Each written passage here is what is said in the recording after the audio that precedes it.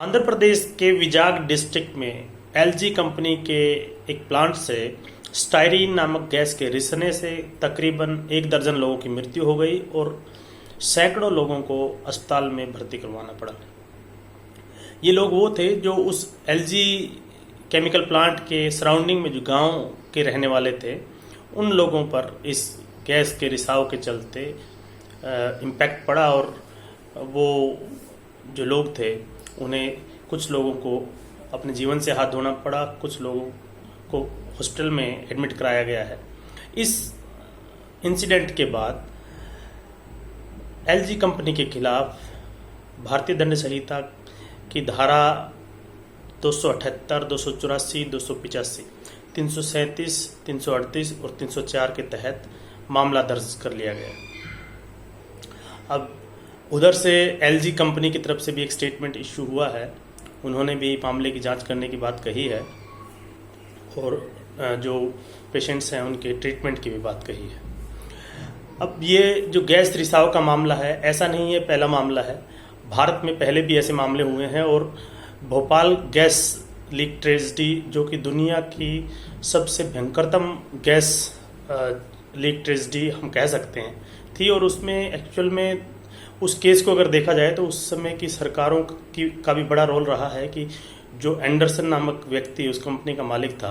उसको यहाँ से निकाल भगाने में भी कहते हैं कि उस समय की सरकारों का हाथ था। उसमें हजारों लोग मारे गए थे भोपाल के रहने वाले, और उसमें जो उनको कंपनसेशन मिलना चाहिए था, क्योंकि जब जान की हानि होती है तो उसको कंपनसेट नहीं किया जा सकता, लेकिन फिर भी एक उनके जो रिलेटिव होते हैं या जो बच गए होते हैं, जो अफेक्टेड भी होते हैं लेकिन जिनकी जान नहीं गई होती, तो उनको कंपनसेट करने का एक नेचुरल तरीका है कि ताकि कम से कम वो अपनी ज़िंदगी ठीक से जी सके।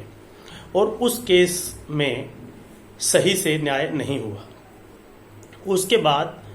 ओलियम गैस लीक का एक मामला आया Shriram fertilisers and chemical limited की तरफ से। उसमें ओलियम गैस, वो एक जहरीली गैस होती है, उसके लीक होने के चलते भी एक व्यक्ति की मृत्यु हुई। और उसके बाद जो है दुनिया भर में रेलैंड वर्सेस फ्लेचर का केस है, उसको दुनिया भर के कोर्ट्स में फॉलो किया जाता है। लेकिन इस केस में, ओलियम लीक केस में, सुप्रीम कोर्ट ने कहा कि इन मामलों में जो ऐसे मटेरियल्स के साथ डील करते हैं उसमें कंपनी की स्ट्रिक्ट लाइबिलिटी होती है। ये कंपनी को ही अल्टीमेटली अगर कुछ भी मिस हैपनिंग होती है तो ये लाइबिलिटी कंपनी की है और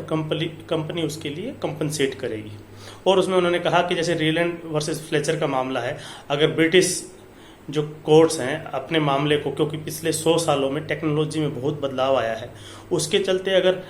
वहाँ के कोर्ट अपने कानूनों में, अपने जो निर्णयों में बदलाव नहीं करते, तो ऐसा नहीं है कि भारत के कोर्ट उससे बंधे रहेंगे। और उस समय जस्टिस भगवती ने इस कंपनीज पर स्ट्रिक्ट लायबिलिटी का जो है सिद्धांत प्रतिपादित किया। उसके बाद से अगर हम देखें तो ये एक बड़ा मामला अभी हुआ है गैस लीक का, जो विशाखापट्टनम में हुआ है।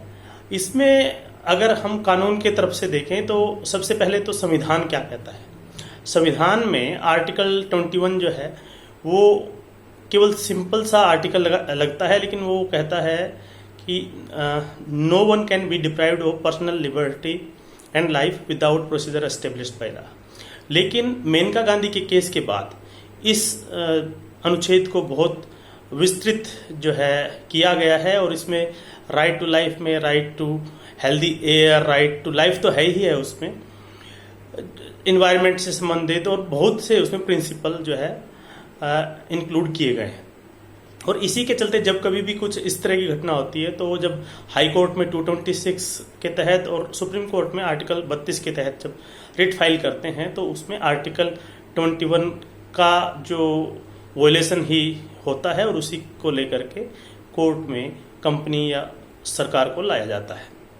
इसके अलावा देखा जाए तो ब्रिटिश काल से 1855 में फैटल एक्सीडेंट एक्ट बना था,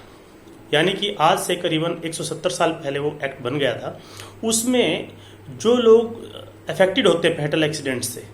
जिनकी जान चली जाती है या कुछ सीवियर इंजरी होती है तो उनके कंपनसेशन के लिए या तो वो खुद और जिनकी जान चली जाती है उनके जो रिलेटिव है उनके पास ये राइट होता है कि वो कंपनसेशन के लिए उस व्यक्ति या उस कंपनी या उस कॉरपोरेट के खिलाफ जो भी उसका एक्शनेबल रोंग है उसके खिलाफ शूट फाइल करें और उनको उसमें कंपनसेशन मिलता है। जो Shriram fertilisers and chemical company और इसका जो Bhopal gas tragedy Union Carbide company का केस था, इसमें भी कोर्ट ने ये कहा है कि जब कभी भी कंपनसेशन की बात आती है तो कंपनसेशन केवल मॉनेटरी टर्म में ऐसे नहीं होगा कि कोई फिक्स उसका फार्मूला है। जितनी बड़ी कंपनी होगी उसी हिसाब से उसको कंपनसेशन अफेक्टेड लोगों को देना पड़ेगा, क्योंकि जब कंपनसेशन ज़्यादा होगा तो वो अमाउंट भी एक तरह से उस कंपनी के लिए डेटरेंस का काम करेगी ताकि वो नॉर्म्स जो रेगुलेशंस हैं उनका वोलेशन ना करे। इस मामले में अब जो है कोर्ट क्या करता है देखते हैं, क्योंकि आंध्र प्रदेश हाई कोर्ट में भी इसके खिलाफ एक पिटीशन फाइल हुई है और भी आने वाले दिनों में इस पर जो है केस चलेंगे और क्या क्या निकल के आएगा, किसका फॉल्ट था। क्योंकि ये एक्चुअल में 1.5 महीने तक वो फैक्ट्री बंद रहने के बाद जो लॉकडाउन के पीरियड के दौरान अचानक जब दोबारा से स्टार्ट किया गया तब वो स्टाइरिन गैस लीक हुई। किस कारण हुई, कैसे हुई, वो तो बाद का मामला है, लेकिन इसमें दर्जन से ज़्यादा लोगों को अपनी जान से हाथ धोना पड़ा और सैकड़ों लोग जो है उससे अफेक्ट हुए हैं।